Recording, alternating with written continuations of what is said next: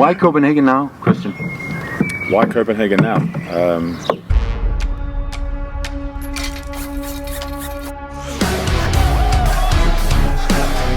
Under gruppespillet ved VM havde Unibet højere pre-match odds på kampene end både Danske Spil og Bet365.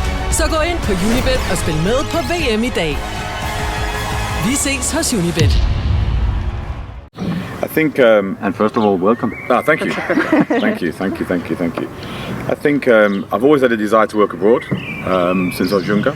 So obviously my career, you'll have awareness in terms of my journey as a coach and as a leader, as a sport director. So I think from my perspective, wanting to challenge myself, wanting to be part of a really interesting project. And I've always been a big believer that it's a really special thing if you can work somewhere that really matters to the people. And I think when I discussed the Copenhagen project, it's clear from talking to you guys today and everyone that I've met, and obviously my understanding of the club and my research is it's a club that really matters to the people. So I think to be able to come and have an effect and influence that, I think is something which is a really, really special privilege. And we know that you were available when FCK sacked their old sports director of football. So why has it taken so long to get you on board in Copenhagen? Oh well, yeah, I'm not really sure in terms of. I wouldn't like to comment on all the detail because obviously I wasn't here, So I think it's not helpful for me to speculate or to add speculation. I think what I will say about that is that for the club, they ran a really diligent process. I appreciate having been on the other side of the fence. In my previous employment, sometimes you want to have a little bit of patience, you want to review and evaluate, and you want to try to make sure you make the right decision moving forward. And it's always a difficult balance between trying to run that process and then meet the demands of the industry and the time-sensitive nature of those decisions. So I obviously have read around obviously that topic, and I think we have to accept that for the club, they want us to try to make sure that they could review and make sure they got the right person. And I think that's a really good thing, because I think lots of times, especially in football, you can make quick decisions to try to satisfy the timeline, and then you create another mistake down the line or more complications. So I think the most important thing is that they made a decision to employ a new director of football. I'm here today, and I'm here to do my best for the club. And you've been here a couple of days. How have those days been? Yeah, hectic, as you could imagine. I think there's loads of information to take on board. You're meeting tens of new people all the time. So I think, I'm really strategic and logical with my approach. So, I feel that by having a clear plan and then being able to execute that plan is a good way of operating to make sure that you can give all the relevant parties and stakeholders the time to discuss and understand where they're coming from. So whether that's the media, whether that's the sports science team, the coaches, what's the journey been to this date? And I have to try to upskill myself both in terms of the knowledge and obviously the context to try to make sure that moving forward we can make a good impact. What's your first impression? Oh, look, the welcome's been incredible, I think from that perspective, and everything that I understood about the club, that I was told, that I've researched, you can see so much of that positively and negatively in terms of what the position where the club's at the minute, and the team performed last year. But really excited, really excited. I think there's so much optimism and there's so much opportunity here. We heard that you actually went out for dinner with Jakob Lausen. Why was it important for you not to only just, do a formal interview? Yeah, look, I think ultimately we're a people business, and whether that's between the staff, the leadership, or whether that's with the players, you're dealing with people on a daily basis. I think for this to be successful, for clubs to be successful, I think you need close alignment, and I think you need to have personalities that can be different enough to be able to challenge and spark debate and be critical, but at the same time have the same core beliefs that you have that trust and you can always come back to trust in the people around you to make sure we can move the project forward. So the type of people that I work with is really important, and for example, I met Jakob with my wife before I came to the club. He invited me to his house, which I think is a nice intimate gesture, and I've really enjoyed those conversations, and that was a big part of me deciding to come. What did you guys talk about? Oh, we talked about everything. I had to subject him to watching some England games, which I don't think necessarily was on top of his list, but he was very accommodating. But I think ultimately we were just chatting, not necessarily about the club, just about his journey, my journey, what the principles are that we work and how we work, and trying to find alignment on that and commonality, which I think is really important. And Kristjaan, it's no secret that you arrived in the middle of a transfer window. Some experts are saying that it's a very defining window because of the position that the club ended last season. A lot to do. How is it for you starting in what people at the club also have said is not the best way maybe to start? Yeah, I think look, you can always write a Disney script on when you start and the onboarding and time to take a breather and all these things that very rarely works that way. I think you have to be, in my line of work, very adaptable, and you have to be quick to be able to prioritise. Look, I think the transfer windows are always important, but they're as important as all the other elements. I think we do always place an emphasis on signing new players, but it's around developing culture, developing players, and we have to get the balance between all those things. You can't just be super active in a window and expect everything else to run. And the club's been really active in previous transfer windows, so I think it's around trying to get the blend across all those things. Naturally, we have the timeline becomes tighter in terms of the end of the window, but in fairness to the club, there was decisions being made all the way through the period where they didn't have a director of football, sports director, with Felix and renegotiations and exits, and I think that's a really good thing for the club that they've ran as close to business as usual as possible whilst trying to find a sports leader. And if we think that bringing a director of football in is going to suddenly be like a unicorn change and all of a sudden things are going to move in a different direction, then I think we have to be realistic that it's around the team effort, it's around the collaboration, and I'm just one part of a team of people that we have to try to deliver. Also, to follow that trail, you only got to meet, I guess, with Niels Koppen, and he's leaving, as I understand it, today. Yep. And I guess that's also not the greatest way to start.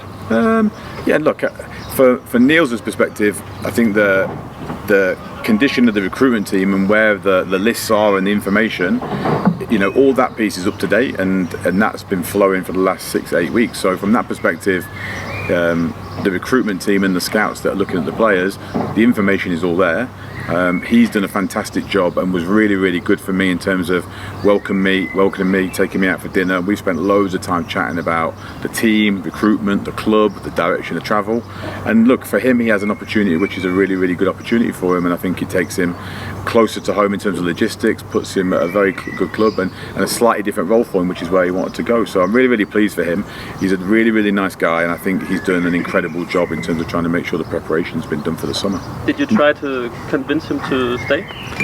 Yeah, for sure. I think, look, it's really difficult because when you come to a new club, I think you have to be really, really careful and mindful around the decisions you take early.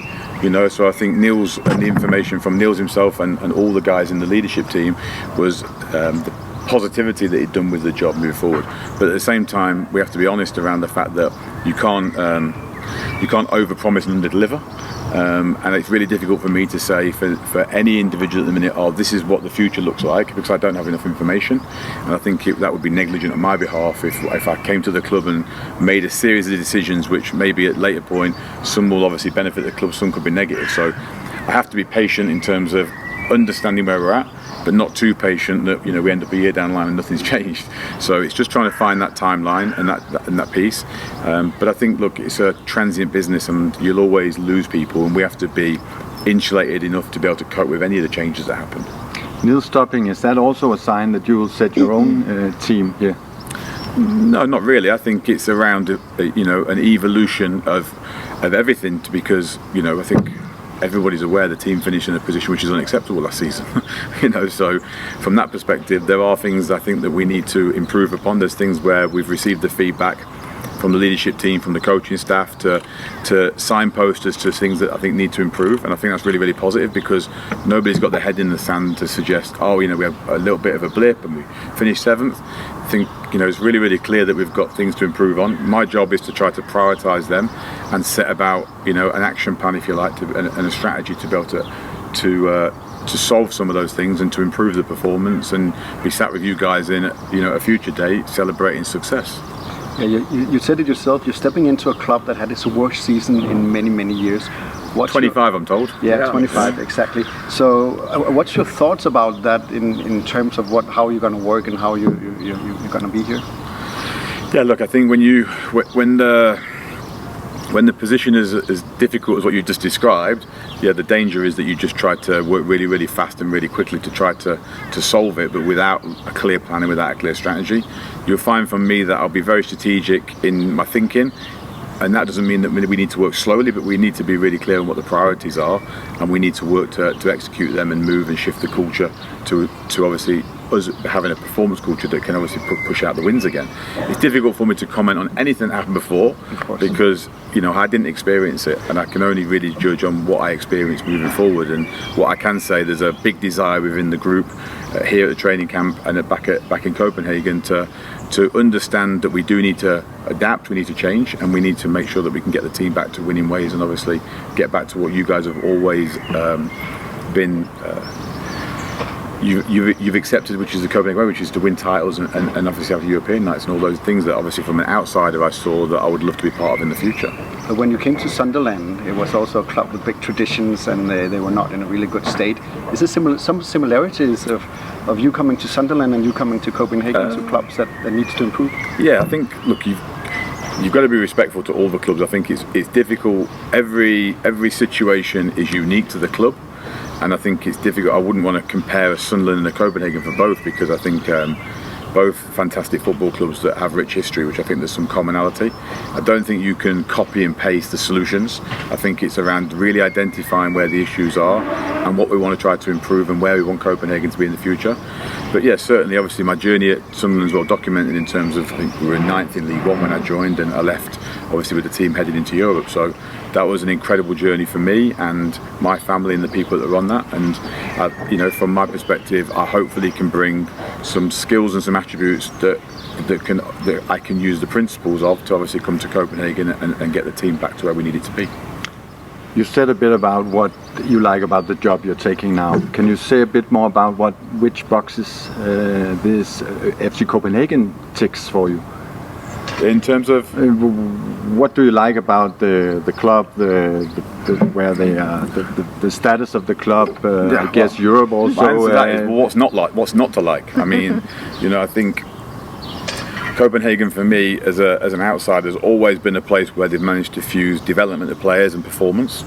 And I think that's something that we need to make sure that we can keep as the future Copenhagen. And then you've got all these pieces, which is when you have a huge club like this in a beautiful capital city, that you have some really some really good points to be able to sell to staff and to future players to want to come and obviously be part of. I just think it's got a club that's got so much optimism and such a bright future. And obviously it's got such a historic past, and I like the fan base, I like the city, I like the direction of travel, I like the culture, and ultimately for me it's obviously a new experience, but one that I feel that some of those core principles that I've seen at the club are things that sit close to me, that I think I feel it's a good match. Some of the club DNA in Copenhagen has been having Nordic players, and then for the last 3-5 years we've tried all sorts of players from all around the world that tend to be. So can I grab a glass? He's got all the glasses. You can just take. You got that one? Oh, it's fine. Do anyone else want one? No, thanks. It's easier to drink. I thought I was going to have to drink it out of this. I thought that's a Danish tradition. This is the glass.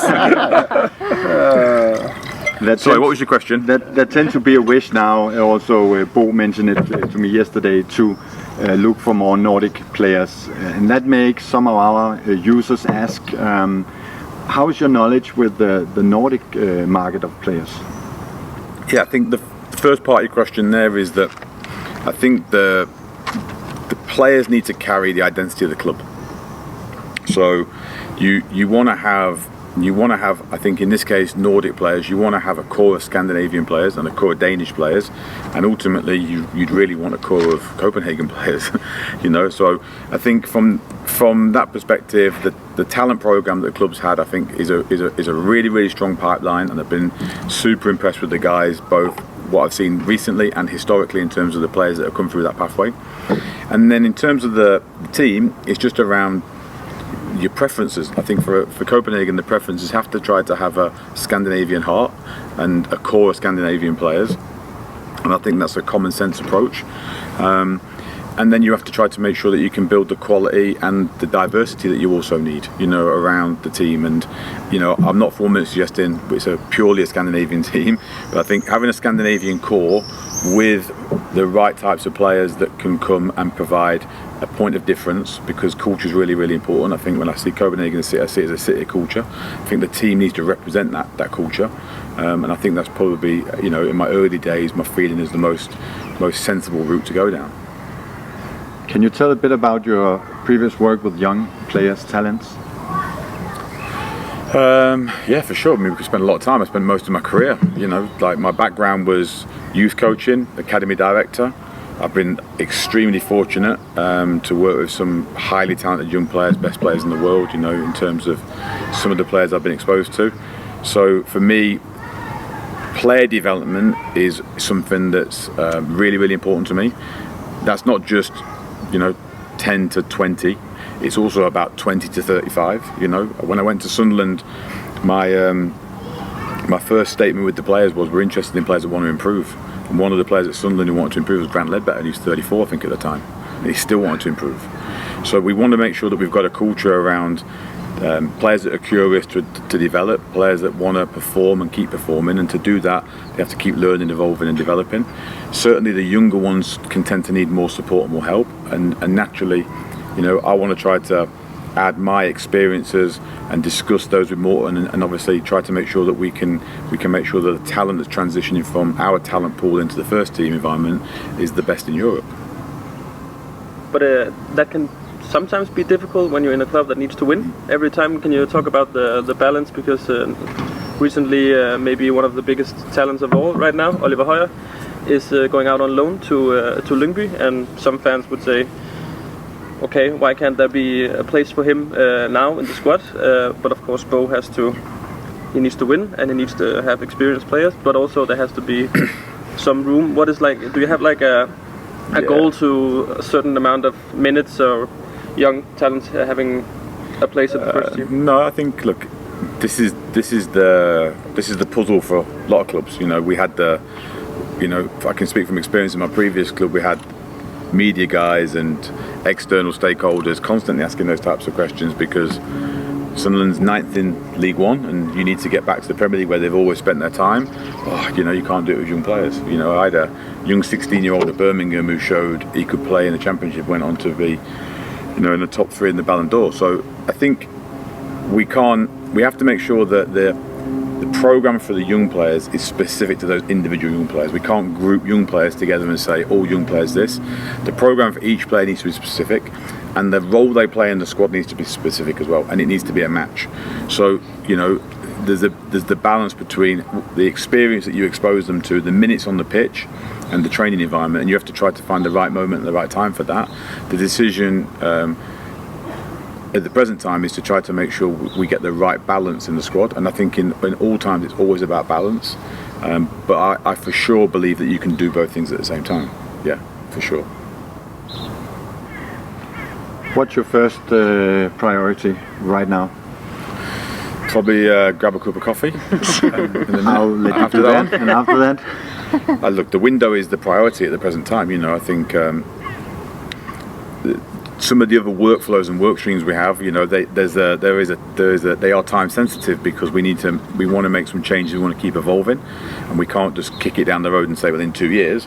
But naturally, the transfer window, you know, has a finite period of time to be able to obviously try to find players that we feel can come and improve the group and to get the right balance in the group. So all my time is on that focus, which, like I said, makes it difficult from an entry perspective, just because I'd like to spend more time with the staff, I'd like to spend more time with the players. But like I said, these are the moments where we have to make difficult choices, and if you take the type of job that I have, you have to prioritise and make difficult choices, and I don't have an issue with that.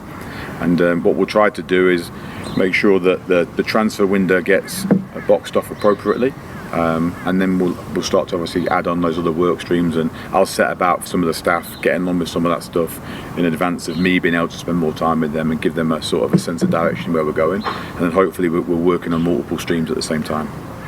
Bo told me yesterday he hopes a new player, maybe more, will come in Austria. Do you think that's possible? Well, we certainly want to try to get players in as early as possible, but it's the same as I said before. You want to get the right players in as early as possible without making the mistake. Whether that's a selection of the wrong player, the wrong type of deal, these types of things, the wrong transfer fee, whatever it might be. So we have to have a coach and a coaching group that are really demanding of me and the recruitment team, and we have to be very demanding of them. And I think that's a really, really nice balance. I think there's a huge desire to improve and develop. And one of the key components of that is obviously the playing personnel. But as I said before, it's around getting the right players and signing the right players, and it's around training and developing and coaching the players. And I think we have to get the balance between the both of them. Is that a yes or no? You see, politician's answer. What was the question? Will there be a new player in Austria?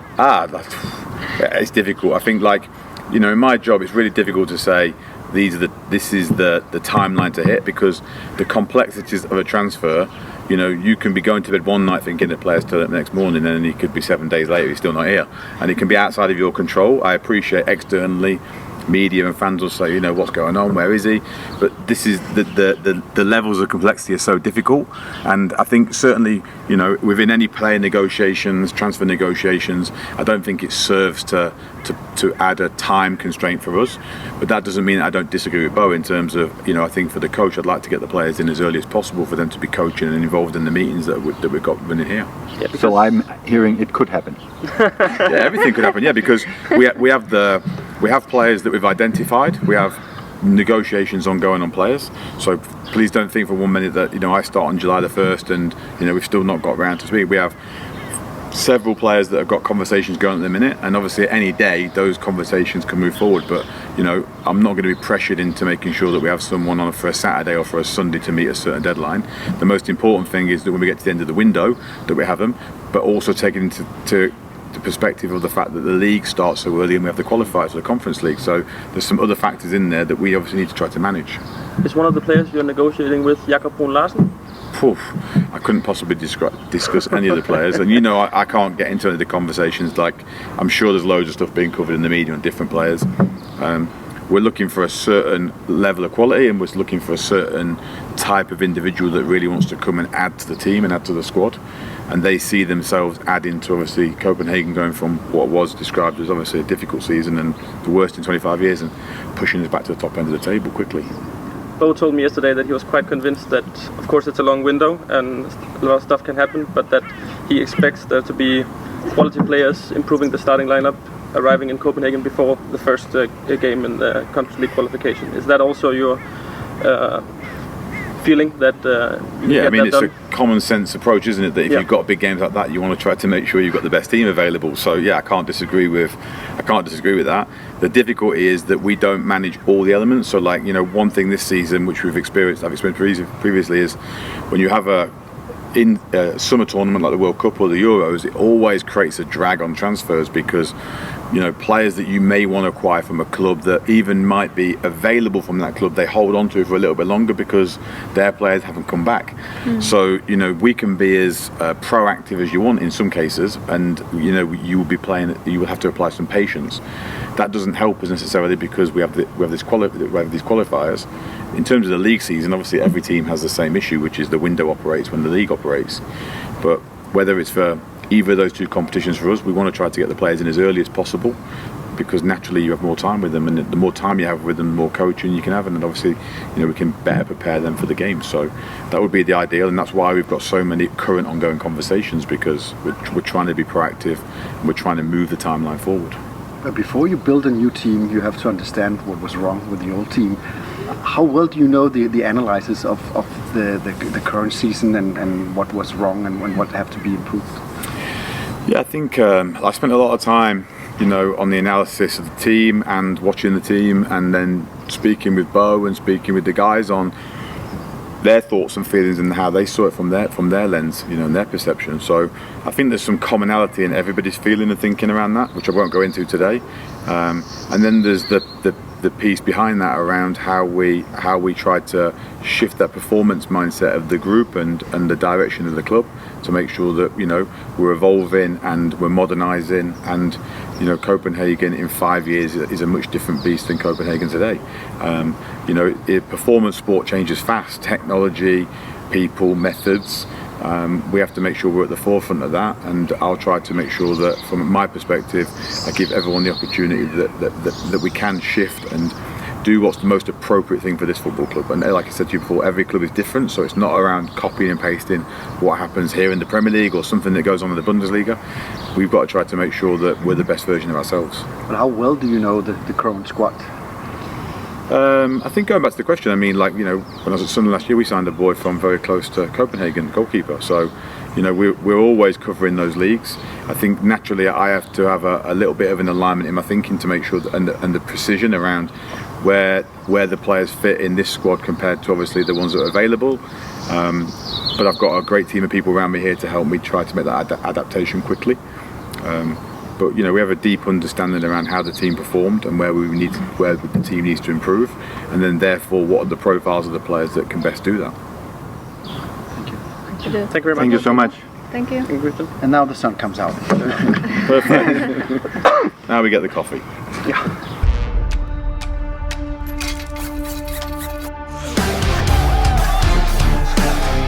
Under gruppespillet ved VM havde Unibet højere pre-match odds på kampene end både Danske Spil og Bet365. Så gå ind på Unibet og spil med på VM i dag. Vi ses hos Unibet.